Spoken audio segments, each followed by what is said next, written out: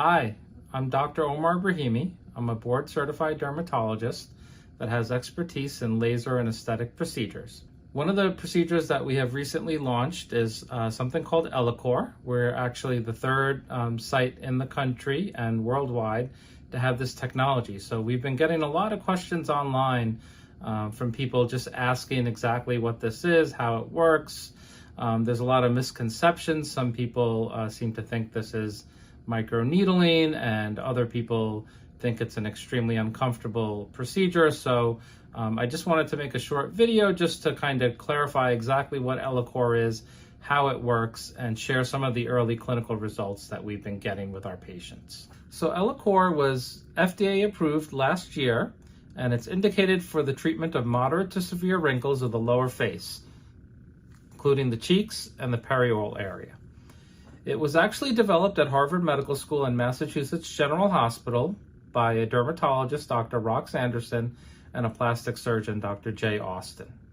For those of you that don't know, Dr. Anderson has been behind many of the advances in cosmetic dermatology, things such as Fraxel, cool sculpting, laser hair removal, laser tattoo removal, and the laser treatment of red and brown spots. And so this is just the latest in his innovations. The way Ellacor works is it actually removes thousands of micron-sized cylinders of skin in a treatment session. Now, these cylinders are so small that they don't actually trigger the body's scarring mechanism. And so these holes kind of close up in real time and actually tighten the skin around it.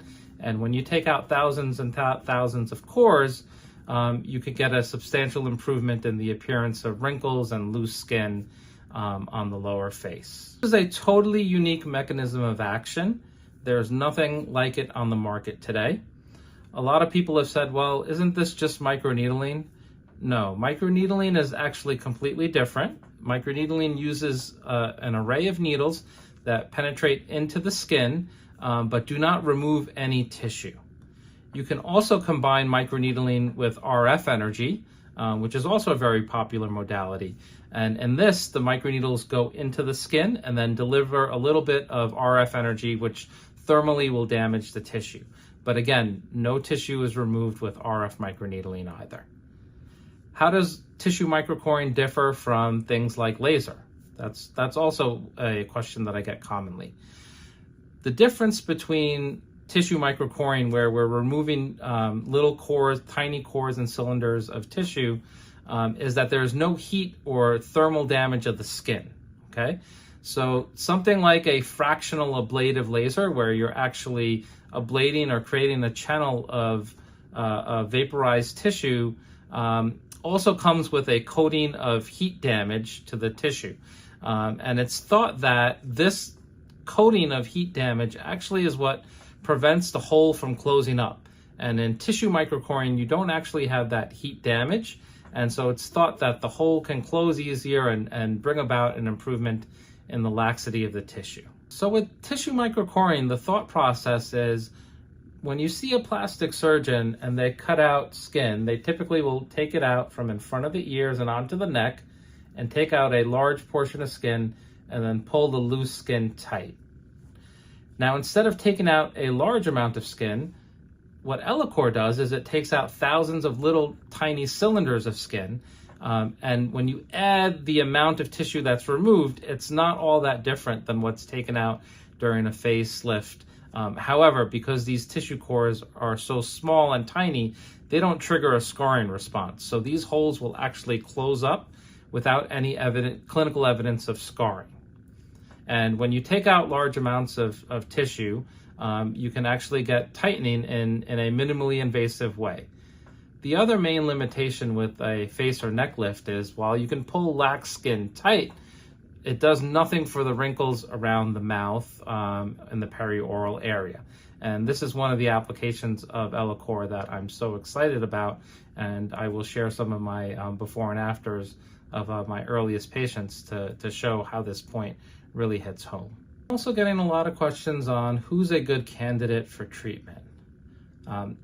So this is a great question. I think the ideal candidate for Ellacor is going to be patients that are in their mid 40s all the way to their mid 60s, where they're developing a slight amount of tissue laxity and lines here. And these are really great patients because the modalities that we have available today are not really suited to addressing their kind of concerns. So something like a facelift or neck lift is probably going to be just too drastic of a procedure, and it's a surgical procedure which requires sedation and may be too risky for what many of these patients are willing to undergo. Likewise, the non-invasive options that we have are just really underwhelming in terms of bringing about meaningful clinical improvement to this. So in summary, I think the ideal candidate is going to be somebody that is developing a little bit of tissue laxity, lines on the lower cheek, lines around the mouth. They're not quite a surgical candidate, or they don't want to undergo surgery. And these are going to be the kind of candidates that I think are going to be in the sweet spot for treatment with Ellacor. So how do I go about evaluating somebody for Ellacor, and what kind of expectations do we set? This is really important. It's key to make sure you're meeting with the physician that is going to spend a little time and explain to you what is reasonable to expect in terms of outcomes and downtime and healing. And I tell people Ellacor truly is a procedure. Even though it's minimally invasive, I don't liken it to a treatment where you're just coming in and out. The pre-operative evaluation is key. You want to make sure that you understand and patients understand that this is not a replacement for a facelift. This is not going to put a good plastic surgeon out of business. This is really for patients that have some amount of laxity, which doesn't rise to the occasion of needing a face or neck lift, but there is some early laxity, there is some wrinkles, there is some aging or wrinkles or rhytids around the perioral area that bother the patient. Next, I kind of make sure they understand what the downtime is going to entail and what the procedure is going to entail. And so basically, when somebody comes in for a treatment, we make sure we take photography, we bring them in, we place numbing cream on their lower cheeks and perioral area. Prior to the procedure, we have them remove all the numbing cream, and then I supplement that numbing with some injectional numbing medicine, lidocaine, which just makes the procedure really comfortable. This is really key because in my experience, most of the patients with my numbing medicine approach rate the pain as mild. And there's been a lot of comments when people see this device or treatment, oh, the treatment must be really painful, or that doesn't look comfortable.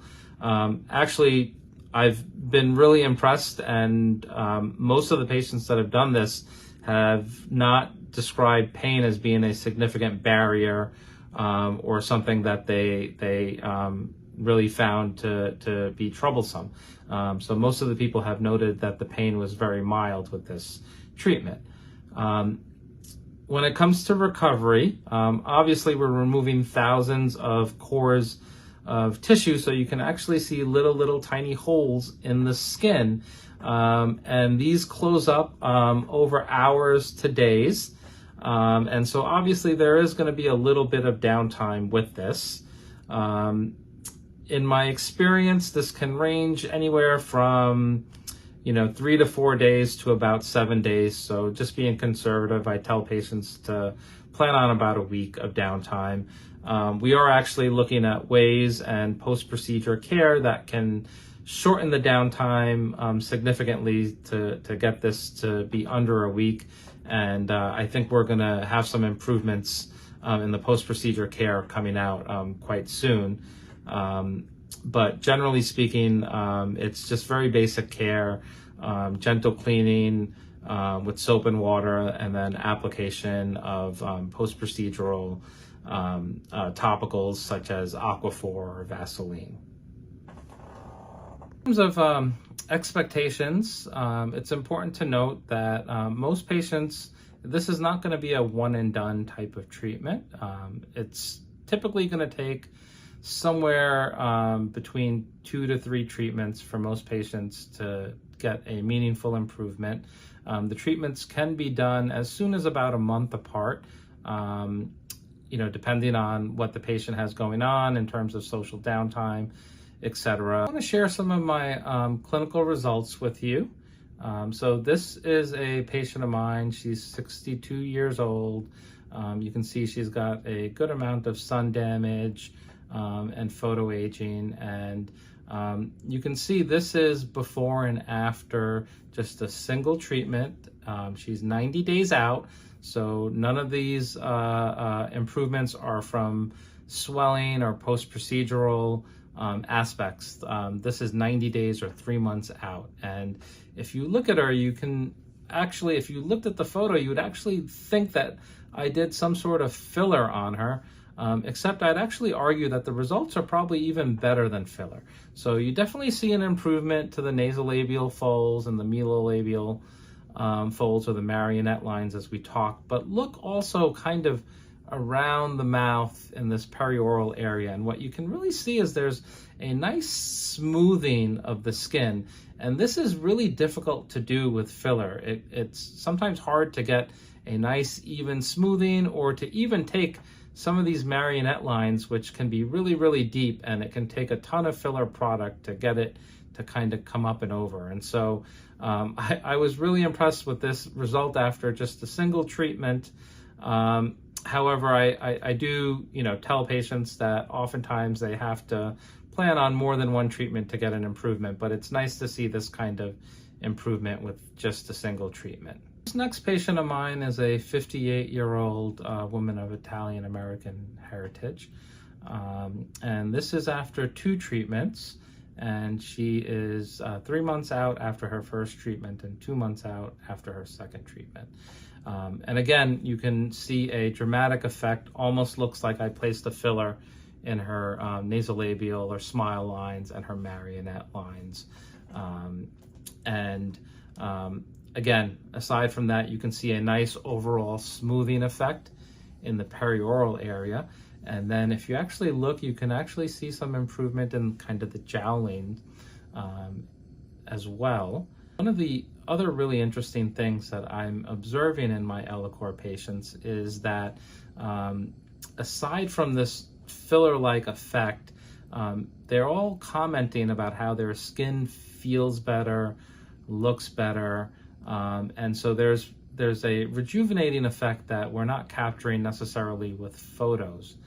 A third thing that I'm observing, which is really, really interesting, is what happens over time with the aging process is that we develop laxity and things start hanging down, and that's where we get jowling and we're losing the bony structure and support of our skin. And so traditionally, the way we've gone after this is to do injectable fillers to blow that balloon back up or provide more structural support. I think Ellacor is going to be really game-changing, because this is a way to take out tissue or remove tissue.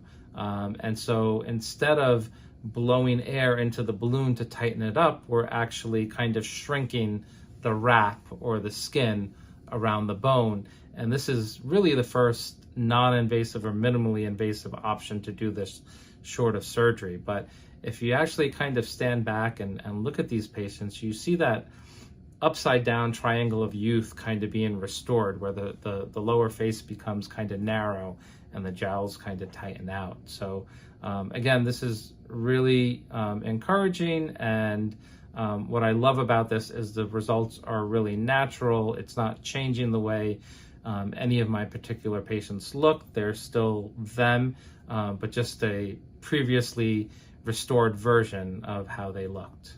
Finally, I'd like to share with you another patient of mine. This is probably one of the most impressive results I've seen with this technology since it's been launched commercially.